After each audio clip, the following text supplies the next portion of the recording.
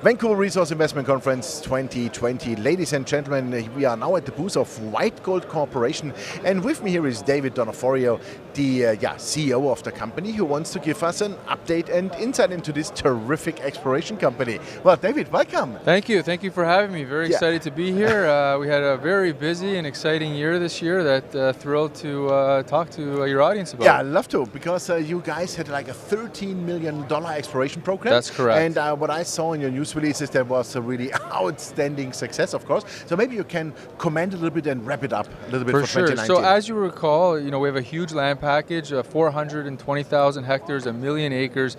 We basically control the white gold district located in the prolific Yukon, Canada, the site of the historic gold rush, over 20 million ounces of placer gold. Two major gold discoveries in the last several years, over 5 million ounces of hard rock. Everyone's looking for the source of this placer gold, and we think we've made some great success in finding some of it. Yeah, absolutely. Can you comment a little bit, let's say, on your top findings last year, like grades and widths and stuff like that? So there's three activities we focus on within our budget. We have an advanced 1.5 million ounce high-grade deposit called the Golden Saddle that was Kinross's asset that they rolled into our company. We've done some great work around that.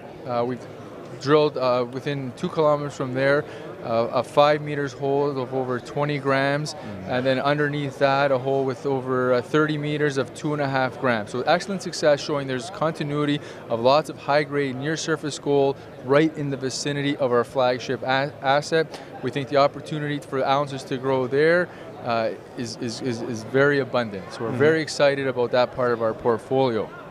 The other two focus areas for us have been following up on our very high-grade Vertigo discovery last year on our JP Ross property, which is about 25 kilometers to the east of the Golden Saddle deposit.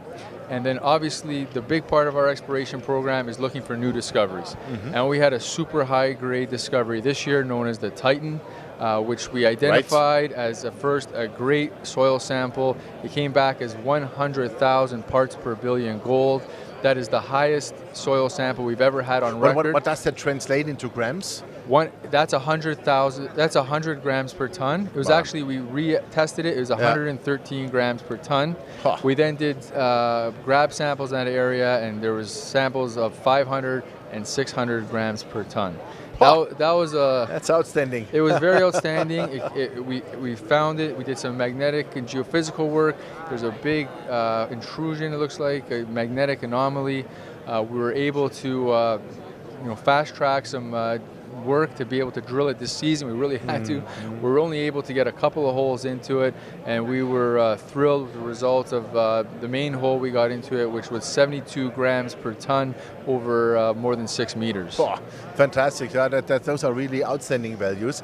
And I mean, Agnico Eagle and Kinross, they have each like 19.9%, let's call it each 20% to round it. Approximately, yes. And there's approximately the reason why they have it. Not only they went some properties into your company, but I think the reason is the exploration success you had, right? I think that's it. They love how we work, and they, like us, view the opportunity to own the majority of a camp in such a good district as Canada as a once-in-a-lifetime generation. Definitely, yeah. We think there's multiple mines that are going to come out of this. When Sean, started doing his work, he said there's several other discoveries to be had, and we're starting to see the first evidence of that, these great high-grade discoveries. So 2019 was an outstanding year, I would say. You invested over $13 million in the drill campaign. That's a lot of money, of course. So what's the game plan for 2020? Can you already give us a bit of an idea? We're in the process right now, being early January, of finalizing that, but there's a lot of great stuff to follow up on. What I also didn't touch on was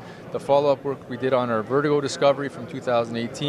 We had great success there. We showed continuity in multiple structures, so that and new anomalies along that same trend. We were able to do a couple of drill holes on those, and 5 of those showed more high-grade gold. So this is a big mineralized system with near-surface high-grade gold. So going forward, I think there's a number of things we should be doing, following up on some of this great success. We also have many properties in our pipeline that have not yet been gone through that whole protocol of testing. It's going to be drilled for the first time. There's discoveries from 2008, 18 we didn't have time to work on this year, like the Betty discovery, which is right beside Newmont's coffee deposit. So a lot of work to do. We've been very thrilled with our success. You know, we had a lot of interest at the show and otherwise, so we're very excited to continue on next year.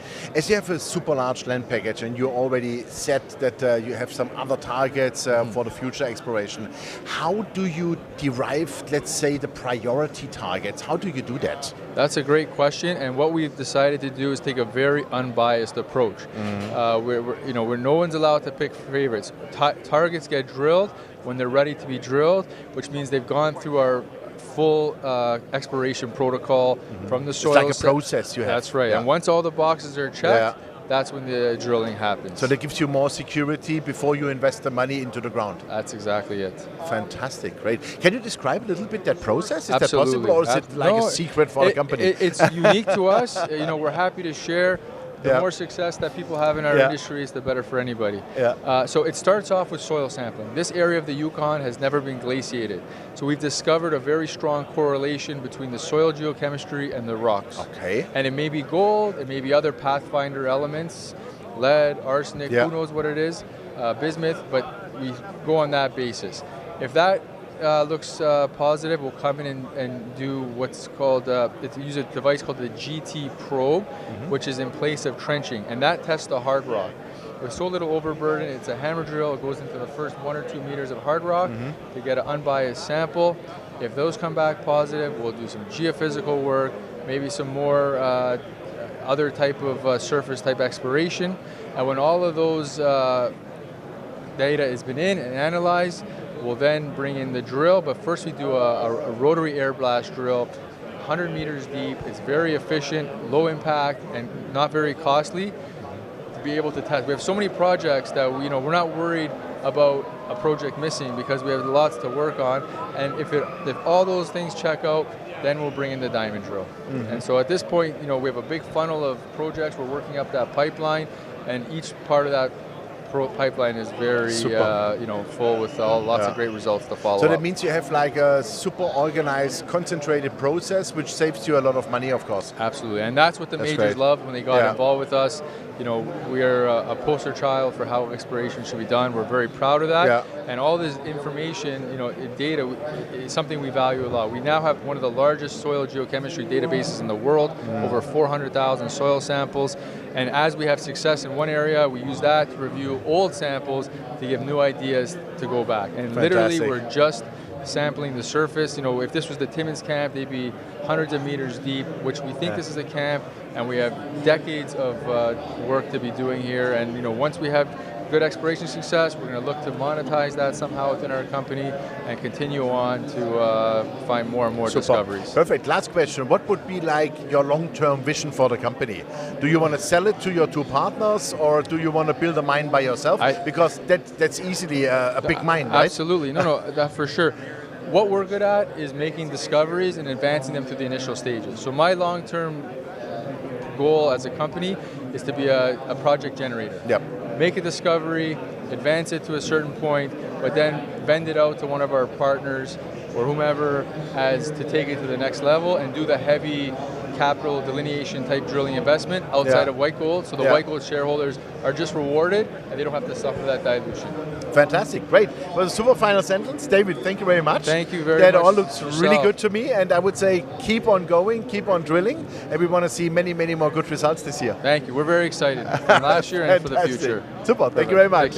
Yeah, ladies and gentlemen, there was David Onofrio, the CEO of White Gold Corp, and you heard it, a super systematic, well-thought approach. That's how they save a lot of time and, of course, money before they drill. That's how you really should do it, and their drill success so far is outstanding. Their two partners must be really happy, of course, and $13 million went last year into the ground. I could assume this year will be approximately the same, but they are now in the planning for that, so we keep you posted. And I would suggest you check out the company because it's in the Yukon, it's in Canada, fantastic jurisdiction, fantastic values, good management. That's all those ingredients who are future success. Thanks for watching us. Bye-bye from Vancouver.